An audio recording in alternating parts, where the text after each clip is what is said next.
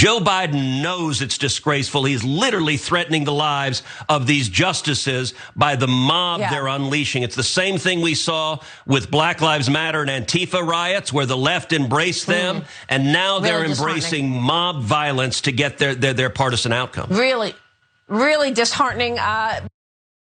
That is Ted Cruz, of course, rolling out his "I'm speaking like a tough guy" voice that he does once every 2 years or so. He's very, very tough there, saying that Joe Biden is responsible for the mob violence we are seeing in protests being held, for instance, outside of the SCOTUS, outside of Brett Kavanaugh's house. Of course, Joe Biden has nothing to do with the protests, and as you'll see, doesn't even support them. And there's no violence. It's not a mob. It's a group of people chanting with signs. There's been no violence, but that isn't convenient to the right. And so in the same way that Ted Cruz is freaking out about what he's seeing, and by the way, it is good to see that there are some instances of mob violence that he can actually condemn, because you might recall that when asked to criticize the January 6th insurrectionists, he didn't have a problem with it. He didn't really mind that at all. But anyway, it isn't just him. Let's jump ahead to Steve Hilton of Fox News. He thinks that Biden is responsible too, and he actually wants consequences. Now, as he brazenly incites mobs to disrupt the proceedings of the Supreme Court for partisan ends, yes, Biden should be impeached for that. And yes, he deserves the shame that will forever attach to his name. Look, I have no doubt that he'll come out of his presidency with some shame attached to his name. We give you reasons to believe that every day. But again, he has nothing to do with the small, restrained, entirely peaceful protests that we're seeing.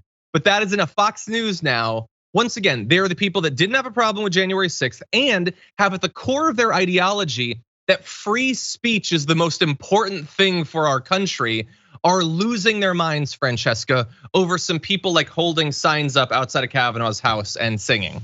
It's amazing to me that they would even invoke BLM. It's such a dead giveaway that all that outrage was also fake. Here you have a bunch of mostly like white middle class, if not middle upper class, like protesters peacefully demonstrating around in a neighborhood saying we will not go back, and like that's a riot, that's insane, that's insurrection. Like, yeah, no, now we know how you stand on everything else that happened 2 summers ago.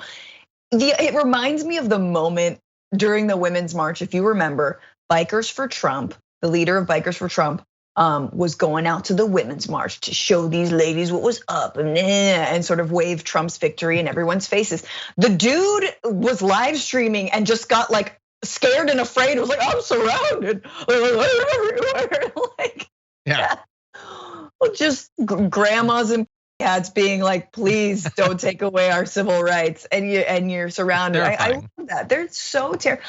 Just the boogeyman thing. It's the meme. It's the meme of setting up your little like Halloween, haunted house where the left is insane and crazy. And that's like, who are we to spoil that for them?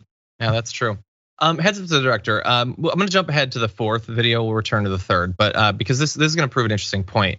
They're all like going on. They're racing to Fox News to freak out about the incredibly restrained protests that are going on.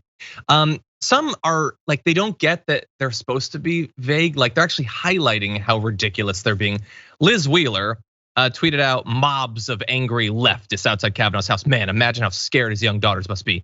That is what the left, that's why the left is doing this, to scare Kavanaugh into fearing for his family so badly he caves to the rabid pro-abortion left.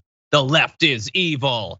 And you can see in that video. Now, obviously, we on the left are terrified of the video evidence she's providing of how this is unacceptable. Well, let's play a little bit of that video.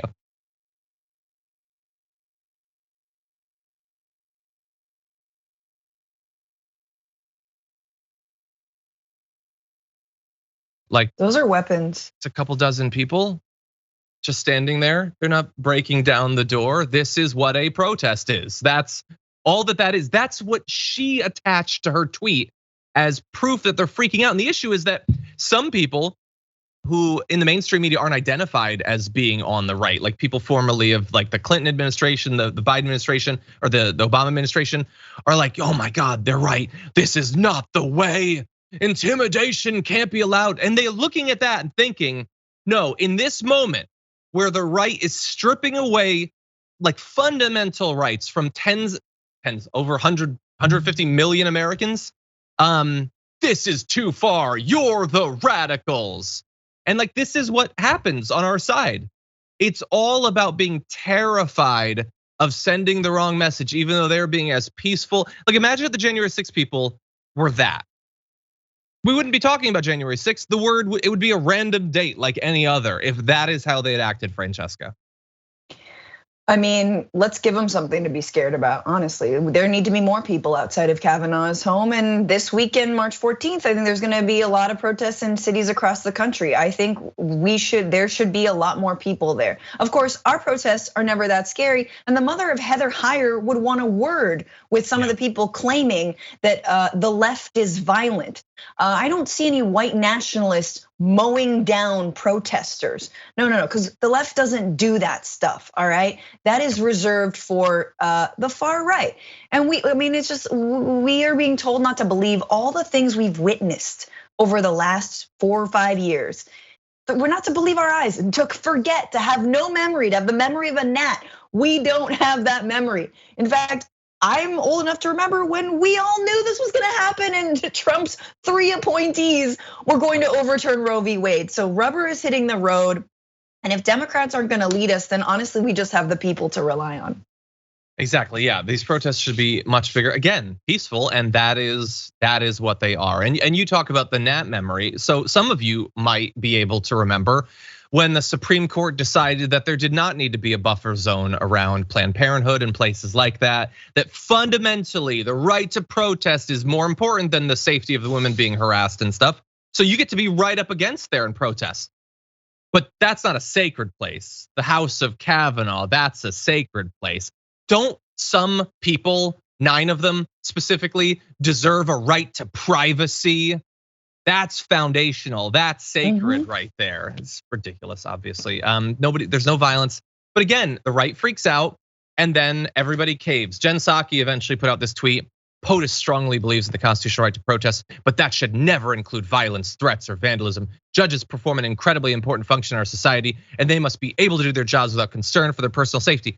Now, nothing in that is terrible, but it's entirely playing into the narrative of the right.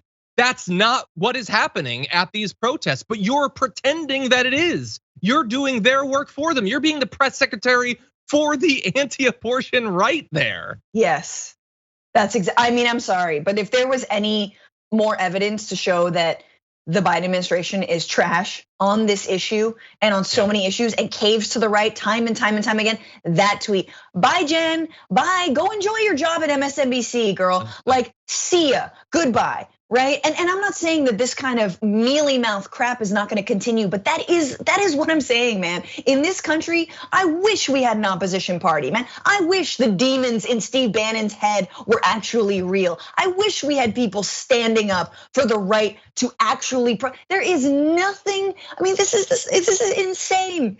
It is insane. If you're not angry now, if you're not going to stand up for people now, when will you ever do it? And the answer is. They won't. Hey, they're fundraising, Francesca, vigorously. I can't. Anyway, she's such trash. That said, done.